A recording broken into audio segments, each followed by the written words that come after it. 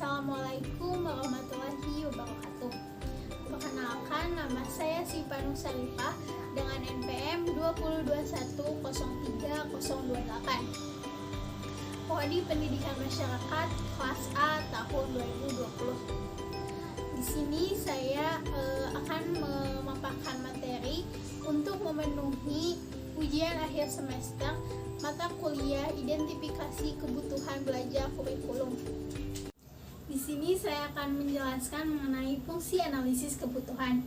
Pembelajaran merupakan suatu proses yang berlangsung secara terus-menerus dan berkesinambungan dalam rentan waktu tertentu sesuai dengan hierarki atau jenjang pendidikan.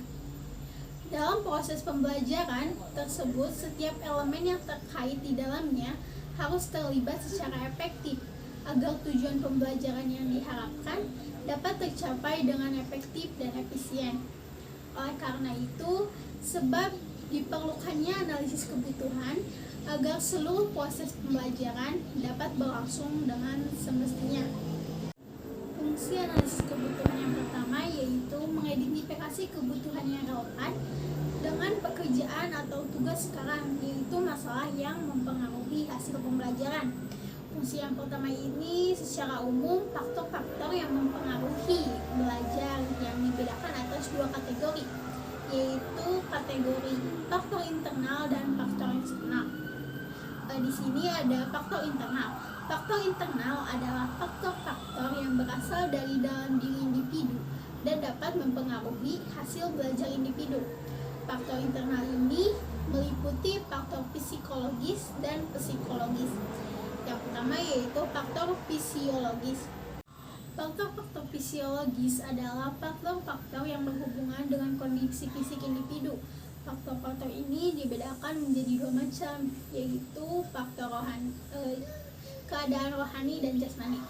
Yang selanjutnya yaitu ada faktor psikologis. Faktor-faktor psikologis adalah keadaan psikologis seseorang yang dapat mempengaruhi proses belajar.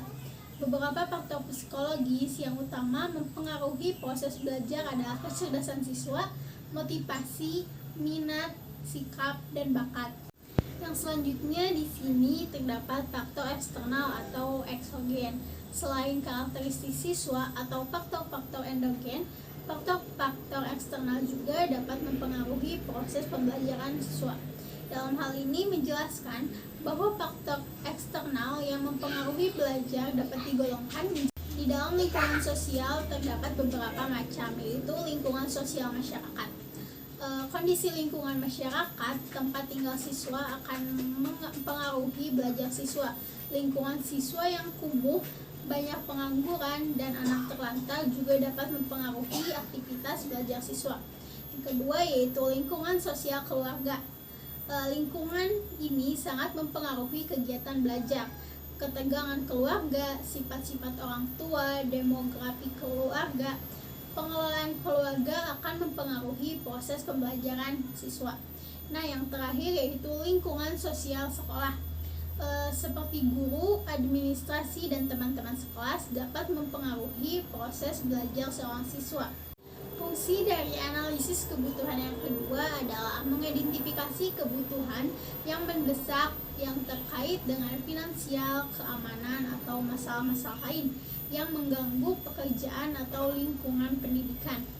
Di dalam fungsi analisis kebutuhan yang kedua ini, setiap lingkungan pendidikan sudah seharusnya dilengkapi berbagai sarana dan prasarana serta fasilitas yang memadai agar berlangsungnya proses pembelajaran dapat terus terjaga secara berkesinambungan.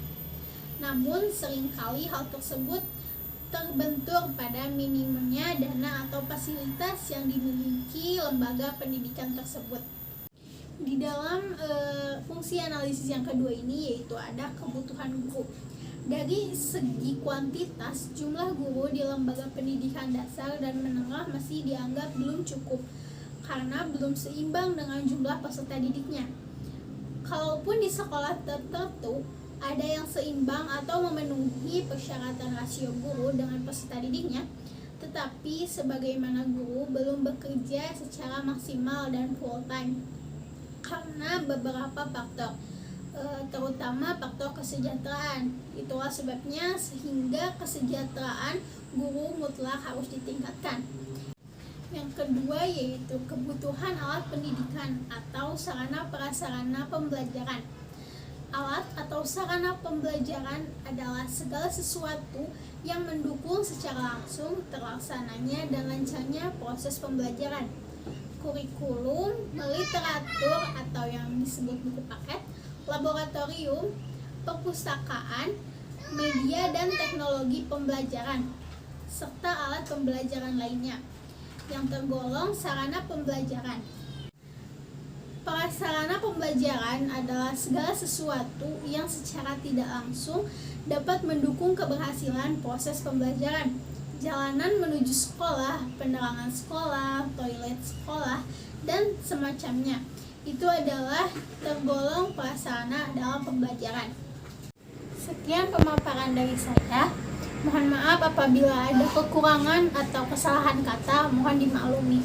Terima kasih. Wassalamualaikum warahmatullahi wabarakatuh.